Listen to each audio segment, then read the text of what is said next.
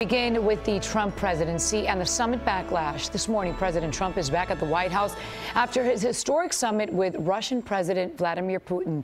Standing before a worldwide audience, President Trump appeared to accept Putin's denial that Russia interfered in the U.S. presidential election. And as CBS 4's Laura Podesta explains, the fallout from his comments do not appear to be going away anytime soon.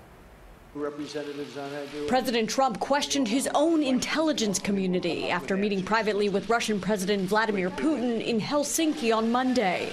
They said they think it's Russia. I have President Putin.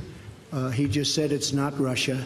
I will say this. I don't see any reason why it would be. The president said Putin was powerful in his denial that Russia interfered in the 2016 election. But all 17 U.S. intelligence agencies concluded that the Russian government directed cyber attacks on members of the Democratic Party. Republican lawmakers criticized the president's remarks. The president's comments made us look as a nation more like a pushover. I never thought I'd see an American president throw the intelligence community under the bus like that.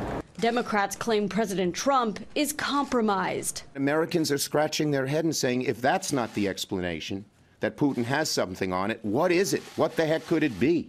The president denied that in an interview to Fox News before leaving Finland. If they had it, it would have been out. Putin admitted he wanted Mr. Trump to win the election. Yes, I did.